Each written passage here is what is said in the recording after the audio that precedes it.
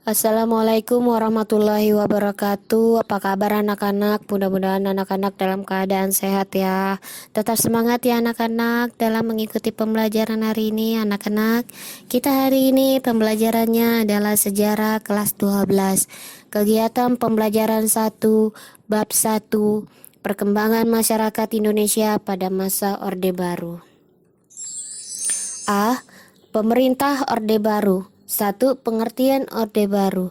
Orde Baru adalah suatu tatanan seluruh kehidupan rakyat, bangsa, dan negara yang diletakkan kembali kepada pelaksanaan Pancasila dan Undang-Undang Dasar 1945 secara murni dan konsekuen. Dengan kata lain, Orde Baru adalah suatu orde yang mempunyai sikap dan tekad untuk mengabdi pada kepentingan rakyat dan nasional dengan dilandasi oleh semangat dan jiwa Pancasila, serta Undang-Undang Dasar 1945. Lahirnya Orde Baru diawali dengan dikeluarkannya Surat Perintah 11 Maret 1966. Dengan demikian, Surat Perintah 11 Maret buka kurung Super Semar tutup kurung sebagai tonggak lahirnya Orde Baru. 2. Lahirnya Surat Perintah 11 Maret 1966. Pada tanggal 19 Maret 1966 di Istana Negara diadakan sidang kabinet Dwi Kora yang telah disempurnakan yang dipimpin langsung oleh Presiden Soekarno dengan tujuan untuk mencari jalan keluar terbaik agar dapat menyelesaikan krisis yang memuncak secara bijak. Ketika sidang berlangsung, Ajudan Presiden melaporkan bahwa di sekitar istana terdapat pasukan yang tidak dikenal. Untuk menghindari segala sesuatu yang tidak diinginkan, maka Presiden Soekarno menyarankan pimpinan sidang kepada Warperdam II, Wakil Perdana Menteri II, Dr. Jenderal Laimena dengan helikopter. Presiden Soekarno didampingi Warperdam I, Dr. Subandrio, dan Warperdam II, Khairul Saleh menuju Istana Bogor. Selesai sidang kabinet, Dr. Jenderal Laimena pun menyusul ke Bogor.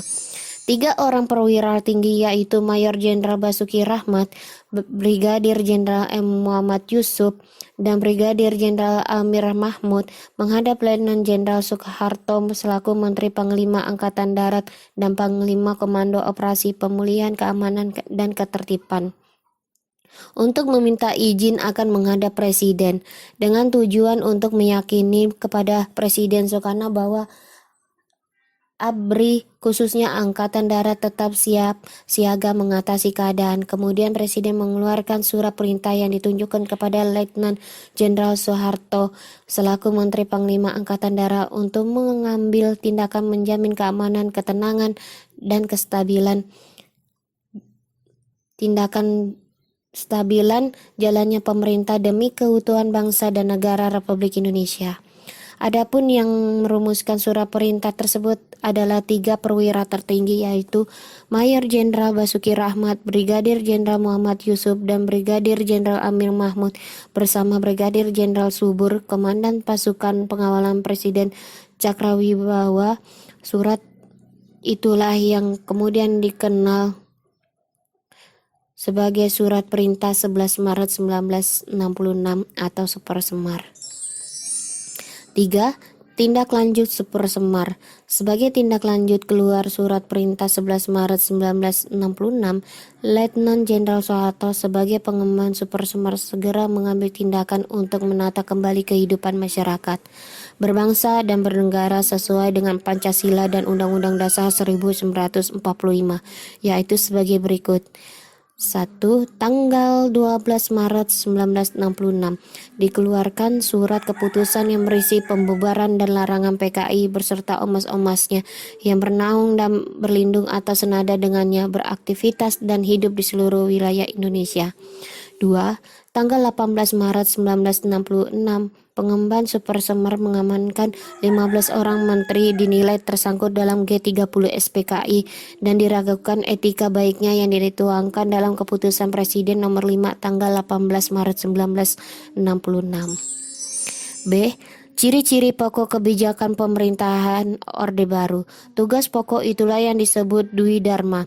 Kabinet Ampera, program yang dicanangkan Kabinet Ampera disebut Catur Karya Kabinet Ampera, yaitu memperbaiki perilaku rakyat terutama di bidang sandang pangan, melaksanakan pemilihan umum, melaksanakan politik luar negeri yang bebas dan aktif untuk kepentingan nasional, melanjutkan perjuangan anti-imperialisme dan anti-kolonisme dalam segala bentuk manifestasinya.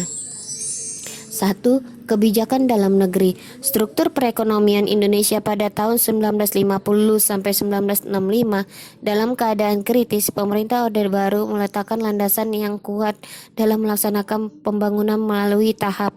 Replita keadaan kritis ditandai oleh sebagai berikut.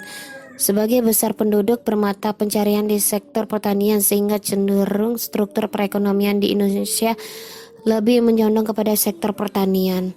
Komoditas ekspor Indonesia yang berbahan mentah hasil pertanian menghadapi persaingan di pasaran internasional, misalnya karet alam dari Malaysia, gula tebu dari Meksiko, kopi dari Brasil, dan rempah-rempah dari Zanzibar, Afrika, sehingga devisa negara sangat rendah dan tidak mampu mengimpor bahan kebutuhan pokok masyarakat yang saat itu belum dapat diproduksi dalam negeri.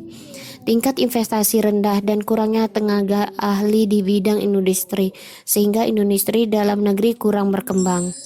2. Kebijakan luar negeri. Ini dibagi menjadi 4, yaitu A. Indonesia kembali menjadi anggota PBB. B. Menghentikan konfrontasi dengan Malaysia. C. Pembentukan organisasi ASEAN. D. Keikutsertaan Indonesia dalam berbagai organisasi internasional. Baiklah, itulah penjelasan dari Ibu, dan sekarang ini Ibu akan memberikan tugas mandirinya kalian.